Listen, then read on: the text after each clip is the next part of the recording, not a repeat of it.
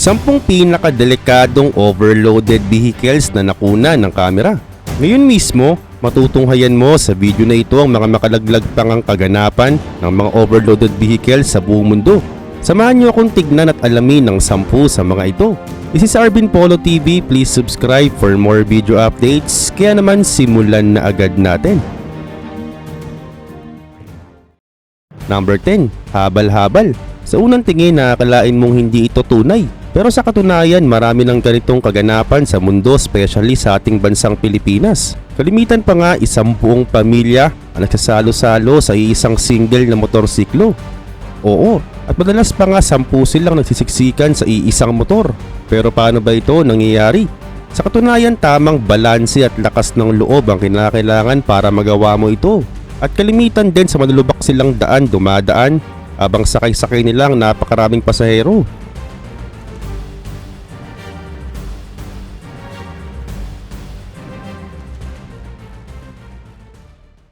Number 9.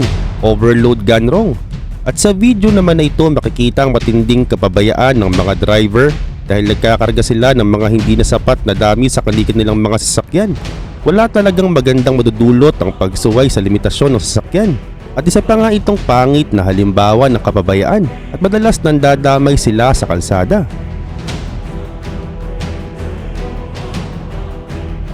Oo, imbis na ikaw na maayos na nagdadrive ay pwede ring madamay sa kapabayaan ng ibang tao. At kalimitan nangyayari ito sa mga pakurbadang daanan, hindi na kayang ibalanse ng maayos ng truck ang kanilang karga kaya nauuwi ito sa disgrasya. At FYI, nagdudulot din ng pagkawala ng preno ang overloading vehicles. Kaya naman pag nakakita kayo ng ganito, iwasan nyo agad at i-report sa pinakamalapit na himpilan ng kapulisan.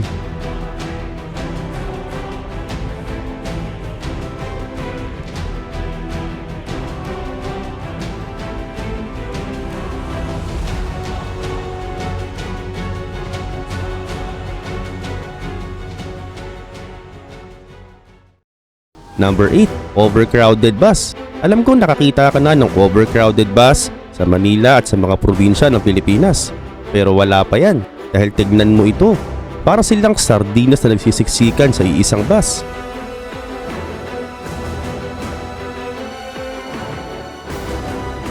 Pero sa kabila nito, walang gustong magpaiwan sa kanila kahit na delikado na ang ginagawa nila. At tignan mo na nga lang ito.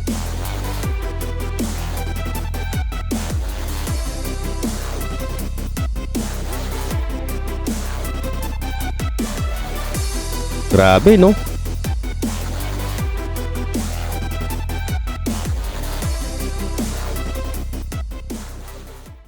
Number 7. Vehicle abuse. Makikita sa video ang maliit na tricycle na punong-puno ng mga kahoy. Pero mismong sasakyan na ang nangangayaw sa ganitong klaseng dami ng kargamento.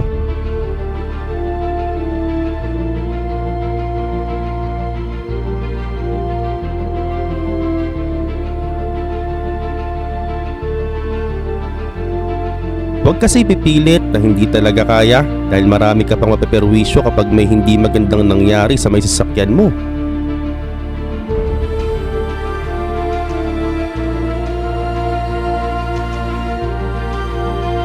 Number 6. Kakaibang tricycle. Sa sobrang agresibo ng tao ay nakagagawa talaga sila ng kakaibang solusyon sa problema. Pero masaklap ang solusyon na nagagawa nila ay minsan napakadelikado. Gaya na nga lang nito. May isang pamilya nagkarga ng sobrang daming bagay sa likod ng tricycle nila. At sa katunayan pag ganito, huwag na sanang isipin ng ekstrang kikitain, sa halip isipin din nila sana ang kaligtasan nila pati ang kaligtasan ng mga nakakasabay nila sa kalsada. Kaya naman bago mo gawin ang ginagawa nila, mag-isip-isip ka munang mabuti dahil laging nasa huli ang pagsisisi.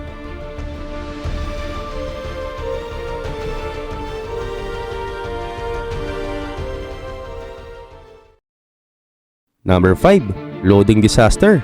Tinangka nilang ikarga ang overloaded truck na ito sa isang barko. Pero gaya ng sinabi ko kanina, huwag ipilit ang hindi talaga pwede dahil baka magkaganto.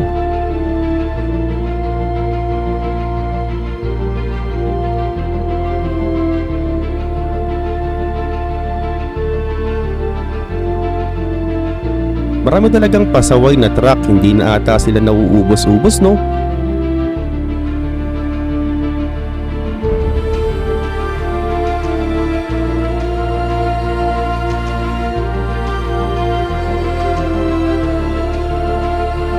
Number 4, kakaibang taxi.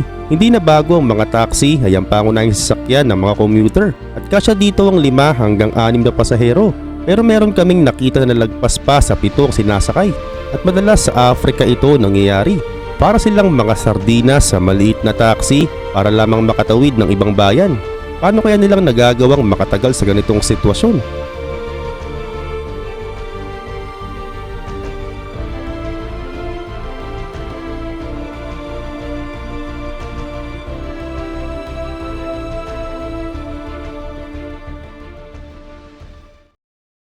Number 3, overloaded bicycle. Sigurado kung ngayon mo pa lang ito makikita. Hindi lang palaging truck ang nag-overloading dahil ginagawa din ito ng mga bisikleta. Nagmumukha silang truck sa malayo ang tingin at talaga namang napakadelikado ng ginagawa nila. Dahil anytime, pwede itong tumaob at makapangdamay pa ng ibang motorista.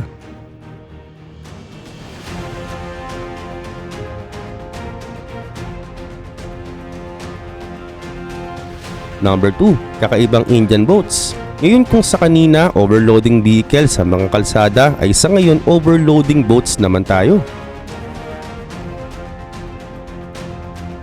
At sa India lang ata may ganito.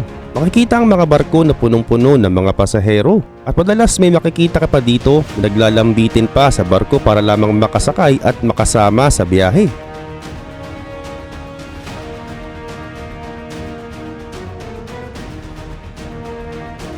At bagamat napakadelikado ay tila wala silang pakialam.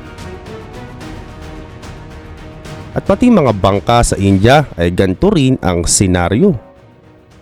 Mapaisip ka na lang talaga kung biyaheng langit ba ang biyahe nila o hindi. Grabe, no?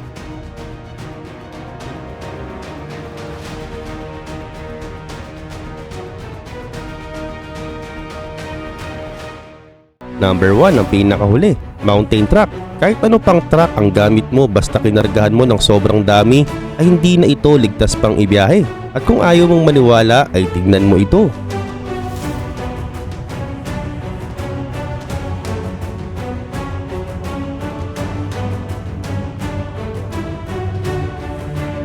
Yan ang resulta ng kapabayaan bilang driver ng truck. At heto pa ang isa.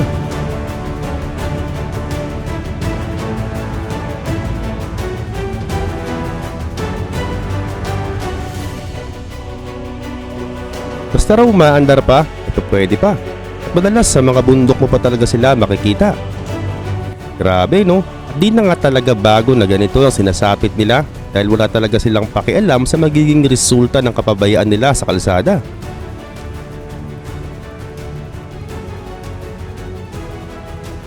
At ngayon ikaw, may nakita ka na rin bang ganitong kaganapan sa kalsada? Saan ito?